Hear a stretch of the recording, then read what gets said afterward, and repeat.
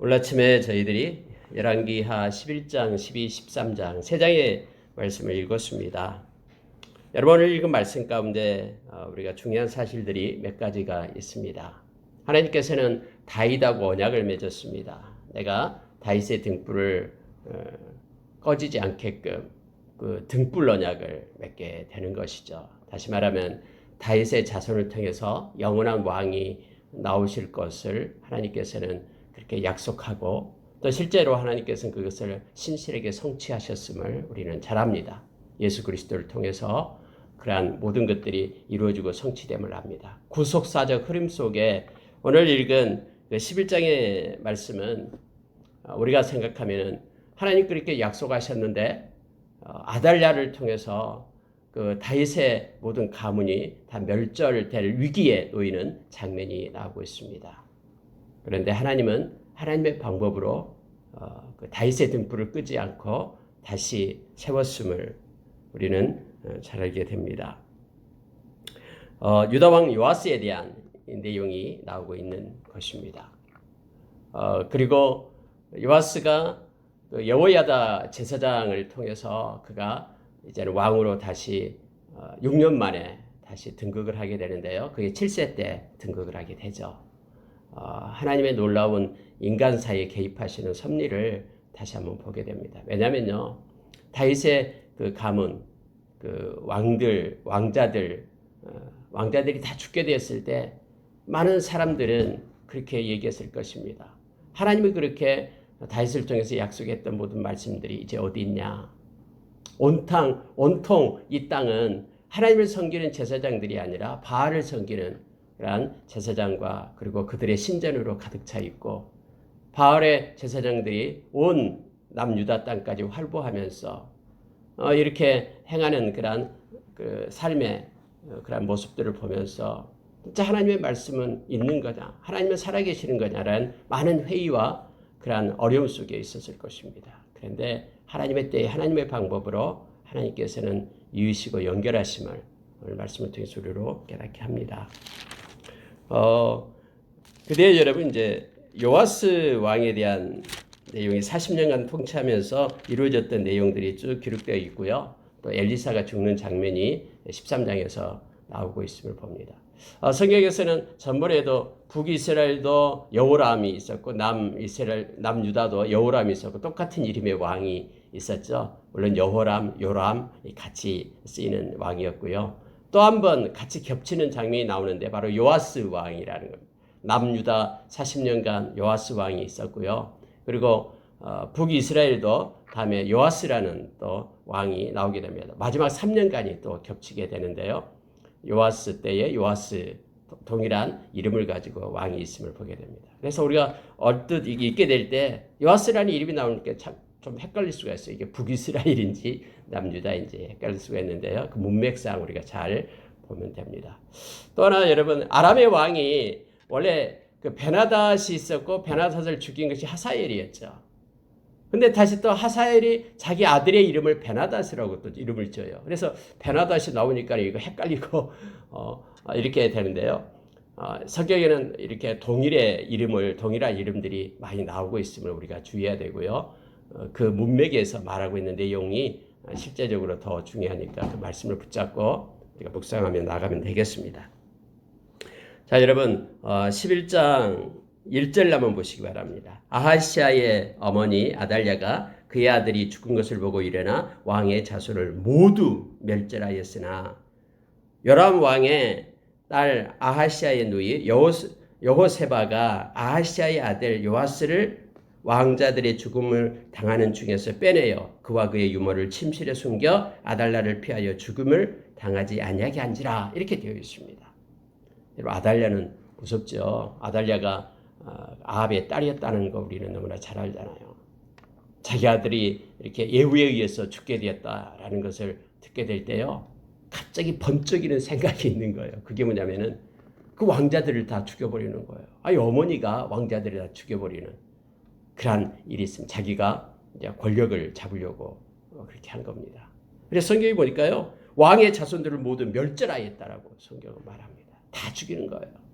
그리고 자기가 이제 그 실권을 잡게 되죠. 자기가 왕으로 이제 있게 되는 6년 동안 그런 일이 있게 됩니다. 근데 다 죽인 줄 알았는데 성경에 보니까는 요아스 그때 나이 1살이었습니다. 1살이었던 이 애를 숨깁니다. 그리고 성전에서 6년 동안 기르게 했다라고 성경에 말합니다. 그때 제사장이 바로 여호야다 제사장이 됩니다. 자, 여러분 이제 7세가 되니까 이제 이 여호야다가 백부장들을 부릅니다. 그리고 보여주면서 맹세케 하는 장면이 나오게 됩니다. 하나님으로 맹세해라 해서 그들과 더불어서 이제 7년째의 왕으로 세우는 장면이 나오고 있습니다. 자, 여러분 10절을 보시기 바랍니다. 제사장이 여호와의 성전에 있는 다윗 왕의 창과 방패를 백부장에게 주니 호위병이 각각 손에 무기를 잡고 왕을 호위하되 성전 오른쪽에서부터 왼쪽까지 제단과 성전 곁에 서고 여호야다가 왕자를 인도하여 내어 왕관을 씌우며 율법책을 주고 기름을 부어 왕으로 삼음에 무리가 박수하며 왕의 만세를 부르니라. 하나님의 성전에서 이렇게 왕을 세우는 장면이 나오고 있음을 보게 됩니다. 네, 여러분 성경에 보니까요. 창과 방패를 여호와의 성전에 있는 다윗 왕의 창과 방패를 백부장에게 주었다. 이런 내용이 기록되어 있죠. 아니 성전에 무슨 창과 방패가 성전에 있습니까? 근데 특히 다윗 왕이란 창과 방패가 성전에 있었다라고 지금 성경은 기록하고 있는 거예요. 그래서 성전에서 그 창과 방패를 꺼내 가지고 백부장에게 주었다라고 성경은 기록하고 있습니다. 여러분 옛날에 이 무기들은 오래전에 다윗이 이방 나라들과 전쟁에서 획득했던 무기들입니다. 이스라엘의 승리를 기념하기 위해서 여호와의 성전에 바친 전리품이에요. 우리가 전쟁을 하고 나오면은 다음에도 여러분 나옵니다만은 전쟁하고 승리를 하면은 전리품을 가져오잖아요. 그 전리품의 얼마를 하나님의 제사장들에게 또 성전에다가 이렇게 드렸습니다. 그래서 성전에서 그걸 보관하고 있었던 것이었죠. 다음에 그 다윗이 전쟁에 나갈 때마다 승리를 했고요. 그러한 전리품들을 이렇게 성전에 드렸던 하나님께 드렸던 것들을 그 창고에서 꺼내서 주었다라고 지금 말하고 있는 거예요. 성전의 책임자였던 그런 대제사장 여호야다는 다윗의 왕조의 재건을 위해서 여호와의 성전에 있던 무기들을 기꺼이 꺼내줬다. 이건 상징적인 의미가 있습니다. 다윗의 왕조를 내가 이어가겠다. 다윗이 드렸던 그 무기들을 그들에게 내줌으로 인하여 이제는 하나님께서 약속하셨던 그런 다윗의 가문, 다윗의 왕조 등불을 이제는 다시 붙이겠다라고 말하는 거예요. 하나님께서는 이처럼 성전을 통해서 그리고 하나님의 약속이 이렇게 성취되고 이어지게끔 행하시고 있는 모습을 우리가 보게 됩니다.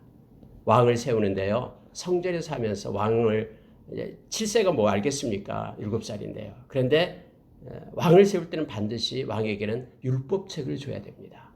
하나님께서 그렇게 말씀했죠. 왕은 반드시 하나님의 말씀을 읽고 말씀대로 하나님의 백성을 통치해야 되기 때문에 그렇습니다. 그래서 성경 여호야다는요. 이렇게 왕관을 씌운 다음에 율법책을 주고라고 말합니다. 이스라엘의 참된 왕인 그러한 하나님의 뜻을 따라 백성을 다스려야 한다라는 증표로 왕위에 오를 때 하나님의 말씀이 담긴 율법책의 그 복사본을 이렇게 왕에게 주게 되었습습니다. 신명기서 17장에서 그렇게 말하고 있는 것이죠. 아마 뭐 십계명이나 아니면은 신명기나 아니면은 토라, 모세 율법이었을 거라고 많은 신학자들은 그렇게 얘기합니다.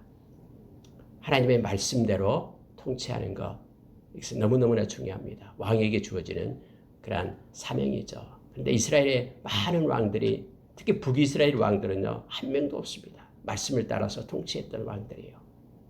남유다에는 이제 주로 선한 왕을 때 3명을 두고 말하고 있는데요. 선한 왕은 뭐냐면은 결국 하나님의 말씀을 순종하며 행했던 사람들 이거예요. 기준이에요. 우리도 마찬가지예요. 우리도 이 세상 끝날 때요. 베드로전서 1장 7절의 말씀처럼 우리가 주님 앞에 서게 되는데 딱 그거예요. 말씀을 따라 순종하는 삶을 살았는가? 이게 믿음이죠. 아니면은 말씀을 버리고 살았는가? 이스라엘의 왕, 남유다 왕이 20명이에요. 그리고 북이스라엘이 19명이에요. 그들을 분리할 때 그들이 선한 왕인가 아닌가? 이것은요. 말씀을 따라 사는 왕인가 아니면 그렇지 않는가 이것을 구분합니다. 엄청나게 업적을 그렇게 공적을 내도요. 그들이 말씀을 따라 사는 자가 아니면 악한 왕이 되는 거예요. 우리 인생도 이 땅에서 아무리 공적을 내고 아무리 쌓아도요. 결국 우리 주님 앞에 보면은 그 평가는 기준점이 다르는데요. 우리가 하나님의 말씀을 따라서 사는 우리가 되기를 원합니다. 왕을 세워서 율법책을 주고 그것을 박수치면서 여호와 그 왕의 만세를 막 부릅니다. 그랬더니 궁에 있던 아달랴가 이게 무슨 소리냐 하면서 급히 이제 쫓아오는 거예요. 와봤더니 이제 왕으로 세우고 있는 것을 보게 됩니다. 그러면서 옷을 찢으면서 반역이다 반역이다 막 이렇게 소리를 치고 있죠. 여러분 아달랴는 그 아합의 딸이었기 때문에 이세벨의 딸이었죠. 그러다 보니까 이 바알을 섬기는 거예요. 바알. 온 그 유다 땅에 남유다 땅에 하나님을 섬기는 여호와를 섬기는 제사장들을 그냥 홀대하고요. 엄청나게 큰 제사장 그 바알의 신전을 세우고요. 거기에 제사장을 삼아서 그렇게 이스라엘을 통치하고 있는 그때였음을 보게 됩니다. 그래서 그가 죽게 됩니다. 자, 성경에 보니까요. 16절에 그렇게 나와 있죠. 이에 그의 길을 열어주매 그가 왕궁에 말이 다니는 길로 가다가 거기서 죽임을 당하였더라 해서 아달랴가 6년 동안 통치하는 것이 끝나고요. 하나님께서는 여기에 요아스를 들어서 이제 왕위를 잇게끔 그렇게 함을 보게 됩니다. 여러분 17절에 보니까 여호야다가 왕과 백성에게 여호와와 언약을 맺어 여호와의 백성이 되게 하고 왕과 백성 사이에도 언약을 세우게 하며 온 백성이 바알의 신당으로 가서 그 신당을 허물고 그 제단들과 우상들을 철저히 깨뜨리고 그 제단 앞에서 바알의 제사장 맏단을 죽이니라. 제사장이 관리들을 세워 여호와의 성전을 수직하게 하고 이렇게 연결이 됩니다. 언제나 여러분 다시 회복되고 또 다시 새롭게 하나님께로 돌아오게 되고 또 하나님의 그러한 간섭과 통치가 이어질 때는 해야 될 것이 있습니다. 바로 하나님께서 가증스럽게 여기는 것들을 청산해내야 됩니다. 성경에 보면은 고린도전서 3장에서 우리의 몸이 성전이다라고 얘기하잖아요. 성령이 우리 안에 계시는 것을 왜 알지 못하느냐라고 말하면서 성전을 더럽히는 자는 멸망을 받는다라고 말합니다. 여러분 회복이 된다라는 것은요. 이 청산의 작업이 있어야 됩니다. 하나님께서 그 창세기에서요. 창세기 31장 이하에 나오고 있죠. 하나님께서 그 야곱에게 베들로 올라가서 하나님께 예배를 제단을 쌓으라고 예배를 드리라고 얘기합니다. 그럴 때 올라갈 때 반드시 해야 될 일이 있는데 그들이 가지고 있던 하나님께서 가증스럽게 여기는 것들을 다 버리고 그리고 하나님 앞으로 올라가야 됨을 알게 합니다. 이렇게 여러분 이제 다시 왕이 세워지게 될 때 여호야다는요 백성으로 하여금 여호와와 다시 언약하게 하는 거예요. 지금은 그렇게 바알을 따르고 아세라 상을 따랐던 이제 너희들은 이걸 청산해내라라는 거예요. 이제 새로운 왕이 세워졌고 하나님과의 언약의 관계를 다시 회복해라라고 말하고 있습니다. 그러면서 여호와의 백성이 되게 했다라고 말합니다.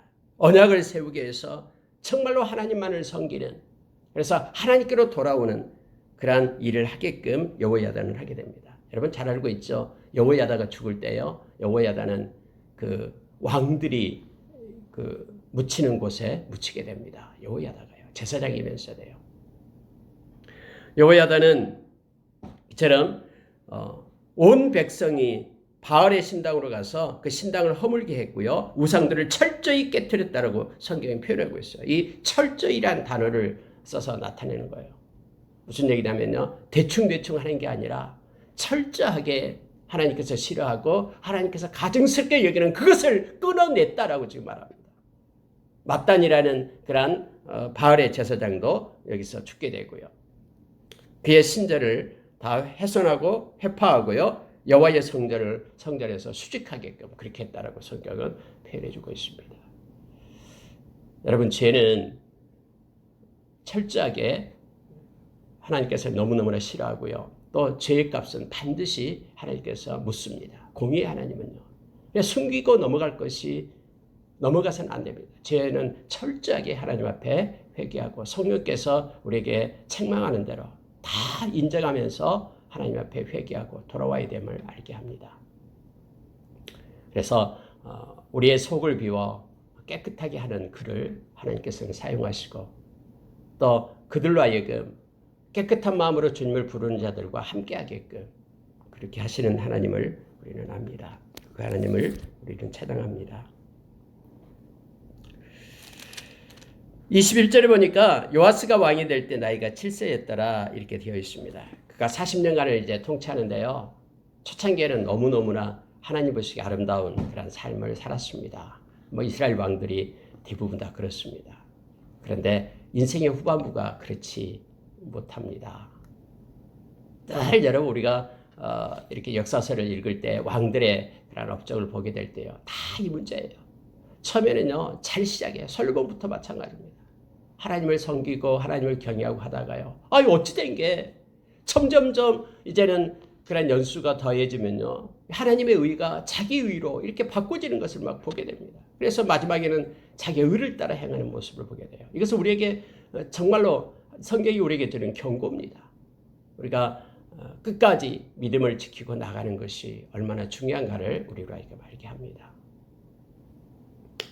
아하스가 그랬습니다.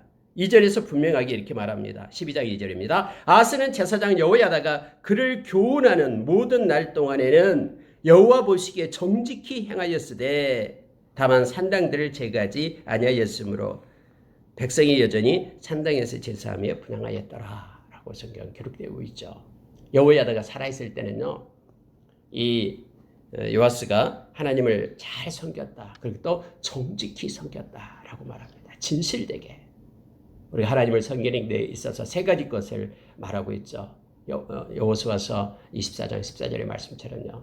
일단은 마음이요. 하나님을 경외하는 마음이 있어야 됩니다. 그리고 이 경외하다라는 것은 첫 번째가 바로 하나님을 두려워한다라는 뜻이죠. 그리고 사랑한다. 두려워하며 사랑하는 마음이 있어야 되고요. 그리고 두 번째는 진실해야 됩니다. 정직하게 하나님을 섬기라라고 말하죠. 그리고 온전한다라는 거죠. 온전한 마음으로. 이 세 가지입니다. 경외하며 진실하며 온전하며 하나님을 섬기는 우리의 모습이 있기를 원합니다. 이렇게 요아스도 역시 여호야다가 있을 때는 정직히 행했다라는 거예요. 그런데 여호야다가 죽게 되니까요. 다음에 역대하 24장에 나오겠는데 죽게 되니까 이제 이 왕 옆에는 이렇게 정직한 자, 하나님을 잘 섬기는 자들이 없다라는 거죠. 그러다 보니까 이제 요아스가 마음을 뺏겨버립니다. 그래서 다음에 이제는 하나님을 떠나는 그의 모습을 우리가 역대하에서 보게 됨을 우리가 압니다. 여러분 성경에 나타날 때요. 두 가지 것이 있습니다. 북이스라엘에는 그렇게 하나님이 보시기에 악한 것이 있었는데 계속해서 북이스라엘 왕들이 그것을 행하는 것이 바로 금송아지를 섬기는 일이었죠. 여로보암이 만들어놓은 그 죄의 덫에 걸려서 다 끝까지 갑니다. 계속해서 그 단과 베델에 세워놨던 하나님 그 모독품, 하나님을 섬기는 것이 북이스라엘의 죄였습니다. 그럼 남유다에 와서는요, 물론 북이스라엘도 있었습니다만 이 산당이에요, 산당. 산당, 하나님께서 그렇게 예루살렘 성전에서 하나님을 섬기했는데요. 이스라엘 백성이 계속해서 산당의 제사를 드리게 됩니다. 이것이 끝까지 문제가 됩니다. 하나님의 명령에 따라 말씀에 따라 행하지 않고 세상의 풍습과 서로 야합해서 오는 내용들입니다. 여러분 오늘날 무성구 중에 하나가 바로 천주교죠. 천주교 무섭다는 게 뭐냐면요. 천주교가 이렇게 산당의 제사처럼 이렇게 하나님의 말씀으로 이렇게 돌아온 게 아니라 그때 당시 로마에서 많은 주위의 족속에 그들을 갖다 이렇게 통합하기 위하여 그들의 그런 우상의 문화를 받아들여서 그것이 오늘날 많이 남아져 있죠. 이 남유다도 마찬가지예요. 남유다도 하나님께 예배를 드리는 하나님의 백성이 있었지만 이 산당이라는 문화가 들어와가지고 이게 끊을 수가 없는 거예요. 너무나 깊이 문화가 그 풍습 속에 있었기 때문에 이것이 남유다에 있었던 문제였음을 보게 됩니다. 자, 여러분, 12장에 나온 말씀 중에 하나가 뭐냐면요. 이제는 성전이 막 허물어가고, 왜냐하면 아달랴 시대에 모든 성전을 돌보지도 않았거든요. 막 이제 물이 새고 뭐 돌이 빠지고 막 이런 일이 있었다라는 거예요. 그래서 요아스 왕이 이제는 모든 성전에 들어오는 모든 은들을 모아가지고 이제는 성전을 수리하라라고 얘기한 거예요. 아니 근데 시간을 아무리 기다려도요 성전이 수리가 되지 않는 거예요. 성경이 그렇게 되어 있잖아요. 자, 6절에 한번 보시기 바랍니다. 6절을 보니까요.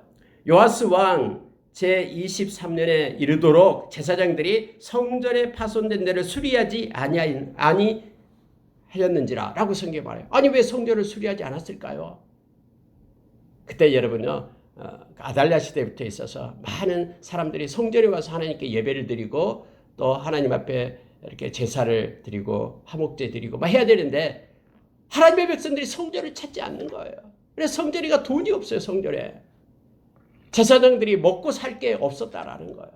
그래서 들어오는 그런 조그만 은들을 그걸 이제 모아가지고 이 제사장들이 생활을 했던 거예요. 뭔가 수리할 수 있는 그런 돈이 하나도 없었어요. 그러니까 수리를 못하고 계속해서 그렇게 밀려왔다라고 말합니다. 요아스 왕이 어렵게 그렇게 말을 했지만 제사장들이 이렇게 성전을 수리하지 못했다라고 말하죠. 그래서 다시 여호야다를 통해서 성전 그 앞에 이 궤를 놓고 거기다 이제 은을 넣게끔 그렇게 했습니다. 그리고 그 궤가 다 차면은 그것을 맡겨가지고 성전을 수리하게 했다라고 다시 성경에 기록되고 있는 것이죠. 그러한 상태였다라는 것을 말하고 있습니다. 근데 여러분요, 자 16절로 한번 보십시오. 속건제의 은과 속죄제의 은은 여호와의 성전에 드리지 아니하고 제사장에게 돌렸더라 해서 구분을 했어요. 이렇게 하나님 앞에 속건제나 또는 속죄제로 드리는 은은 제사장들의 몫으로 그걸 분리해 가지고 그들이 생활하게끔 그렇게 하고요. 나머지 것은 이제 성전을 수리하고 이렇게 미장이를 또 석수를 이렇게 사 가지고 공사를 하게끔 그렇게 유지했다라는 것을 성경에 말하고 있어요. 요아스의 업적을 지금 말하고 있는 것입니다. 여호야다와 함께할 때 요아스가 성전에 마음을 두었다라고 지금 성경을 기록하고 있습니다. 우리가 잘 아는 그러나 요아스가 마지막에 이렇게 하나님을 떠나고 배반하는 그런 장면이 우리 역대하 24장에 나오고 있습니다. 여러분 여호야다의 아들이 있었죠. 그게 바로 스가랴였죠. 스가랴도 이렇게 제사장입니다. 요아스가 하나님을 떠나니까 요아스에게 가서 외쳤습니다. 그러면 안 된다라고. 하나님께로 다시 왕은 돌아와야 된다라고. 이 말을 듣던 요아스는 감히 나한테 그래? 하면서 이 여호야다 자기를 왕으로 세우고 자기를 부모처럼 보살펴줬던 그 여호야다의 아들인 스가랴를 갖다 죽입니다. 성경에 그리고 신약에도 그게 나오죠. 스가랴의 피까지라고 그렇게 예수님께서 외쳤죠. 너희들이 이 피값을 받아야 된다고 말하면서요. 그래가지고 이 요아스는 결국 살해를 당합니다. 우리가 알다시피 성경에서 20절에서 그렇게 말하고 있죠. 요아스의 신복들이 일어나 반역하여 실라로 내려가는 길가에 밀로 궁에서 그를 죽였다라고 말합니다. 신복들이 그러한 그 요아스의 그 배은망덕한 그런 모습을 보고요. 우상 숭배를 꾸짖는 제사장 스가랴를 돌려쳐서 죽게 되는 그 사건을 보면서 요아스에게 생명을 건져주고 또 그를 왕위로 올려서 세운 대제사장 여호야다의 아들인 그를 그렇게 죽이는 장면이 이것들을 보고요. 이 배은망덕한 행위 때문에 그의 신복들이 이러한 이유로 인하여 그를 대적해서 죽이는 장면이 나옵니다. 그리고 그의 아들인 그다음에 아마샤가 이제 왕으로 이제 앉게 됐다라고 성경은 말해주고 있습니다. 요아스가 마지막 때에 이렇게 하나님을 떠나고 다시 우상 숭배를 하게 되니까 하나님께서는 다시 아람 왕 하사엘을 통해서 그 이스라엘을 이렇게 들어오게끔 공격하게끔 그렇게 합니다. 요아스가 막 겁이 나가지고 하나님 성전에 왕궁에 있는 모든 금을 갖다가 다시 긁어 모아가지고 이 하사엘에게 줍니다. 제발 우리를 좀 봐달라고. 그리고 하사엘이 돌아가요. 그 금을 받고요. 이런 장면들이 성경에 지금 기록되어 있음을 보게 됩니다. 여러분 언제나요? 하나님을 의지하고 하나님을 섬기게 되면은 하나님이 우리를 보호해 줍니다. 그리고 지켜줘요. 그런데 만약에 우리가 하나님을 떠나게 되면은요, 눈에 보이는 것을 쫓아가면서 하나님을 떠나게 되면은요, 언제나 모든 것에 대한 손실이 오기 시작합니다. 우리가 이걸 기억해야 돼요. 성경에서 계속해서 우리에게 말씀해주고 있는 내용이 바로 이것입니다. 보이지 않는 하나님의 손이요, 우리를 보호하시고 지키십니다. 그렇지, 그렇게 되지 않을 때 언제나 이렇게 외부의 세력에 의해서 그가 공고해지고요, 그의 모든 형편이 초라해집니다. 여러분, 우리가 어제 말씀에도 나눴습니다만은 이 그리스도 예수의 사람들은요, 성령으로 살고 성령으로 행하고 또 성령의 열매를 맺는 이들이죠. 이 성령으로 행한다라는 것은 우리가 6가지를 말씀을 나눴었는데요. 바로 성령께서 우리에게 주신 그 사랑을 가지고 사랑하고요.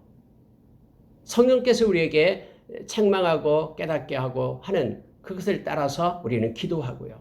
그래서 회개하며 기도하고 사랑하고 기도하고 뿐만 아니라 성령이 매일매일 우리 마음을 새롭게 해주고 깨닫게 해야지만 우리가 은혜 가운데 가게 되죠. 하나님의 뜻을 알고 그러니까 깨닫고 그 다음에 순종하고요. 성령이 힘을 주시지 않으면 우리는 순종할 수도 없어요. 그리고 또 하나가 있는데 뭐냐면요, 담대하고요. 성령께서 우리와 함께 있기 때문에요, 우리가 요한일서 4장 4절의 말씀처럼 우리가 담대해질 수 있어요. 만약에요, 하나님을 섬기고 하나님을 의지하는 것이 우리에게서 떠나가게 된다면요, 우리의 마음은 언제나 두려워하는 마음 가운데 가득 차게 됩니다. 이 요아스가 그랬거든요. 요아스가 처음에는요, 하나님을 의지하고 그래서 성전을 사랑하고 이렇게 하나님 앞에 정직하게 행했을 때에는 담대함이 있었어요. 그러나 하나님을 떠나고 우상을 섬기게 되면요, 두려움이 그의 가운데 있게 됩니다. 그래서 바깥에서 어떤 일이 있으면요, 그런 고난이 오고 역경이 오면은요, 그냥 무너져 내리는 거예요. 막 두려워 떨면서 성전에 있는 금 다 벗겨가지고는 막 갖다 주는 거예요. 그리스도 예수의 사람은 이렇게 담대함이 있어야 됩니다. 우리 안에 있는 성령께서 세상에 있는 자를 저보다도 크고 강하기 때문에 우리는 승리자예요. 그래서 언제나 담대합니다. 이게 틀려요. 하나님을 믿는 백성은 언제 어디서든 당당한 거예요. 그리고 우리가 성령으로 살 때는 담대하며 이제 성령으로 행하는 자는 언제나 증인이 되죠. 그리스도의 향기가 되고 편지가 됩니다. 요아스의 그 인생의 후반부가 하나님을 떠나기 때문에 늘 두려워서 떨고요, 대적이 생기기 시작하는 거예요. 하나님 막아주지 않으니까요. 그래서 그의 신복이 가서 그를 죽여요. 하사엘이 내려와서 그를 공격하고 신복이 와서 그를 죽여요. 이런 공고함 속에 놓이게 됨을 성경은 우리가 이금 깨닫게 합니다. 자, 여러분, 여호아스가 이제 왕이 되는데요. 여호아스가 북이스라엘의 왕이 됩니다. 우리가 잘 아는 예후가 죽게 되고 그의 아들인 자 여호아스가 왕이 되는데요. 성경은 언제나 계속해서 반복되는 그런 죄를 얘기합니다. 13장 2절을 보니까 여호와 보시기에 악을 행하여 이스라엘에게 범죄하게 한 느밧의 아들 여로보암의 죄를 따라가고 거기서 떠나지 아니하였으므로 계속해서 이 죄가 나오고 있는 거예요. 여러분 참 신기하죠. 그 모조품 신앙이 한번 뿌리를 내리면요, 이게 쉽게 없어지지 않아요. 예수님께서도 그렇게 말씀했죠. 너희들이 사람의 유전으로 하나님을 섬기기 때문에 헛되이 섬긴다라고 말합니다. 한번 죄악된 것이 이렇게 뿌리를 내리기 시작하면은요, 약한 자가 있기 때문에 이게 소멸이 안 됩니다. 계속해서 그 죄 가운데 거짓 신앙을 가지고 살게끔 그렇게 하는 거예요. 그러면서 거짓 신앙을 가지고 사는 사람은 그것이 진짜인지 알고 또 그들을 믿고 의지하면서 나가요. 표면적인 그런 신앙을 가지고요.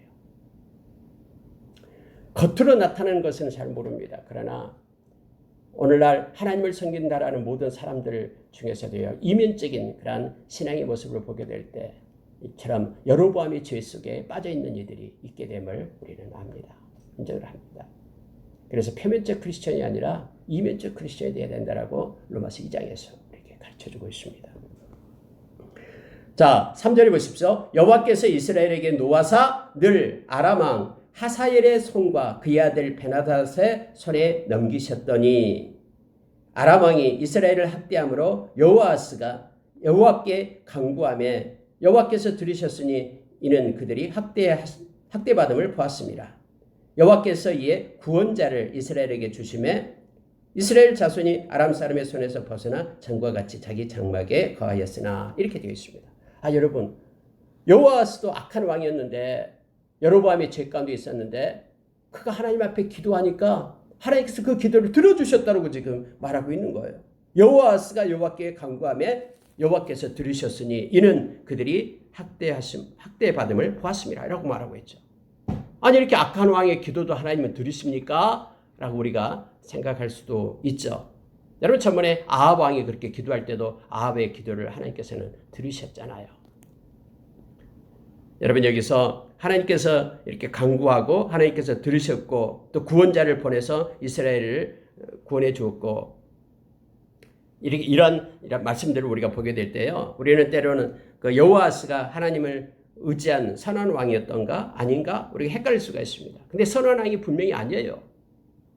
근데 그럼에도 불구하고 하나님께서 그 간구와 기도에 응답을 하셨다라고 말합니다. 결코 우상 숭배의 죄악에서 그는 돌이키지도 않았죠. 그러나 공경에 처했을 때 하나님께 도움을 요청할 때에 하나님께서는 그의 기도를 들어주셨다고 성경 말하고 있습니다. 여러분, 여호아스 그를 보고 하나님께서 구원해 주신 것이 아니에요. 성경에 보니까 이렇게 말하고 있는 것이죠. 그들이 학대받음을 보았습니다. 하나님은요, 하나님의 약속은 언제나 하나님은 신실하십니다. 그리고 그들이 약속을 어긴다고 해서 하나님의 약속을 어기는 분이 아니라요. 또 하나님께서는 자기를 찾는 이들에게 상주신이신 하나님이심을 성경은 또 우리에게 기록해 주고 있습니다. 우리가 여기서 하나 조심해야 될 것이 있습니다. 하나님은 나의 기도를 내가 기도할 때마다 나의 기도를 들어주신다고 해서 나는 아무런 죄가 없다라고 생각하면 안 됩니다. 우리가 하나님 앞에 그래서 철저히요. 때로는 우리가 뭔가가 잘 되고 형통하고 하면은 내가 뭔가가 하나님 앞에 잘 보인 것이 있어서 그렇게 하나님께서 나에게 복을 준다라고 우리는 때로는 착각하기가 쉬운데 그렇지 않다라는 것을 말씀을 통해서 우리가 깨닫게 됩니다. 그래서 늘 우리는 하나님께서 우리에게 형통하고 또 평안한 때를 줄 때에 더욱더 철저히 하나님 앞에 말씀의 거울 앞에 우리를 비추고 하나님이 싫어하고 가증스럽게 여기는 것을 끊어내고 회개하는 자리에 앉아야 됨을 우리가 성경을 통해서 보게 돼요. 여러분 여기서 아마 여호아스가 하나님께서 이렇게 기도할 때 응답을 주시고 했기 때문에 어쩌면 더 교만해졌을 수도 모릅니다. 왜냐하면 그가 죄악을 끊어내지 않았기 때문에 우상을 더 섬겼기 때문에요. 우리가 삶 가운데 그래서 하나님의 말씀이 없으면은 우리의 마음과 우리의 생각을 살피는 그 하나님의 그 말씀 앞에 그 거울 앞에 우리가 늘 비추며 더 겸손하게 하나님 앞에 나가야 됨을 성경은 이 말씀을 통해서 우리로 깨닫게 합니다. 성경은 분명하게 얘기하고 있어요. 이스라엘에게 범죄하게 한 여로보암의 집의 죄에서 떠나지 아니하고 그 안에서 따라 행하며 또 사마리아의 아세라 목성을 그냥 두었다라고 성경은 기록하면서 비록 하나님은 응답해 주셨지만은 기도에 응답했지만은 그가 죄 가운데 있었음을 성경은 말해주고 있습니다. 마지막으로 여러분 이 말씀 보고 마치겠습니다. 엘리사가 죽는 장면이 나와요. 자 14절을 보시기 바랍니다. 엘리사가 죽을 병이 들매 이스라엘의 왕 요아스가 그에게 내려와 자기의 얼굴에 눈물을 흘리며 이르되 내 아버지여 내 아버지여 이스라엘의 병거와 마병이여 하며 이제 요아스가 죽고요. 그의 아들 요아스가 북이스라엘의 왕이 된 거예요. 이 요아스는 북이스라엘의 왕입니다. 아까 요아스 40년간 통치하는 왕은 남유다의 왕이고요. 이렇게 3년간 겹치게 됩니다. 엘리사가 죽게 됩니다. 근데 이 이스라엘 왕이 와가지고는 눈물을 흘렸다라고 성경은 말합니다. 악한 왕일지라도 하나님의 능력을 가진 선지자를 인정하지 않을 수 없었고요. 따라서 그를 존경할 표하는 그런 내용을 성경에 나와 있죠. 눈물을 흘리면서 내 아버지여 내 아버지여 이렇게 말하죠. 뭐 진짜 아버지가 아니라 존경할 때 아버지다라고 그렇게 외친다 그랬죠. 근데 성경에서는요. 이스라엘의 병거와 마병이여 이 말이 붙여요. 엘리사가 이스라엘의 병거고 이스라엘의 마병이다라고 말합니다. 다시 말하면 이스라엘을 지켜냈던 용사다라고 말하고 있는 거예요. 여러분 실제로 그랬잖아요. 엘리사가 엘리사에 의해서 그러한 아람 왕이 이렇게 쳐들어오고 할 때 다 가르쳐 줘가지고 막아냈던 장수와 똑같은 사람이었죠. 당신 아니면은 이 나라가 살지 못합니다. 라고 눈물을 흘리면서 그렇게 고백하는 왕의 모습을 성경은 보게 됩니다. 여러분, 이 나라를 파수하고 있는 것은요, 실제적인 군인들이 아니에요. 지금 이 땅에서 엎드려 기도하는 기도자예요. 앞으로는 특히 마지막 때가 될 때는요, 기도자가 하나님의 사람들을 이렇게 세우고 교회를 지켜낼 겁니다. 기도자가 없으면요, 이 험한 세상 속에서요, 이 땅을 지켜내지 못해요. 오늘날 한국에는 이처럼 기도자가 필요합니다. 중부 기도자, 왕의 군대가 필요함을 보게 됩니다. 이 엘리사가 지금 마병이고 엘리사가 여기서는 병거라라고 그가 외치면서 했던 것은요, 엘리사가 북이스라엘을 놓고 기도하는 자였음을 성경 우리로 너무나 잘 압니다. 마지막으로 여러분, 이제 엘리사가 그렇게 얘기하는 거예요. 요아스 왕한테, 자, 활과 화살을 가지고 오십시오 라고 말하는 거예요. 그래서 동쪽으로 창을 여십시오. 그렇게 따라서 하는 거예요. 그래서 쏘십시오. 쏘았어요. 그때 17절에서 이렇게 말합니다. 엘리사가 말하되 이는 여호와를 구한 구원의 화살, 곧 아람에 대한 구원의 화살이니 왕이 아람 사람을 멸절하도록 아벡에서 치리이다 하는 거예요. 근데 다시 한번 또 이제 두 번째로 뭐냐면 화살들을 집으십시오. 그러면서 엘리사가 왕한테 말합니다. 이제 땅을 쳐라라고 얘기합니다. 근데 세 번 치고 그칩니다. 그러니까는 이 엘리사가 막 화를 냅니다.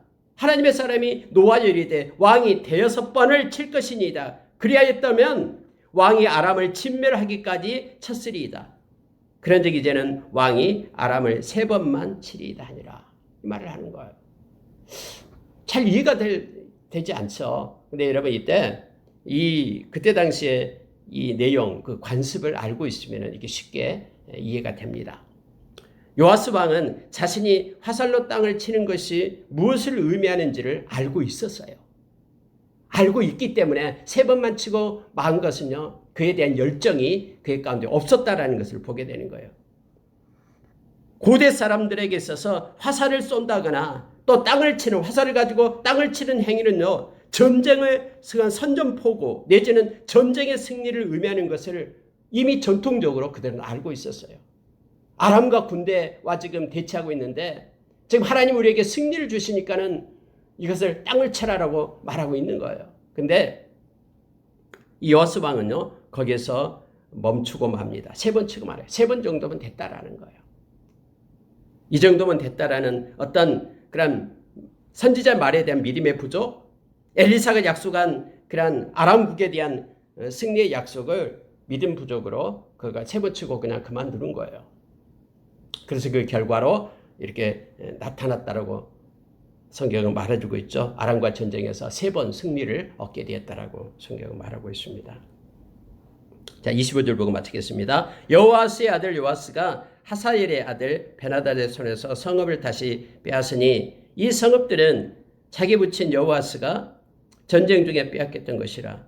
요아스가 베나닷을 3번 쳐서 무찌르고 이스라엘 성읍들을 회복하였더라 라고 성경 말해주고 있으면서 하나님은 엘리사가 죽어갈 때에 죽기 전에 이렇게 엘리사 말을 통해서 역사가 그대로 성취된 것을 우리로 하여금 있게 합니다.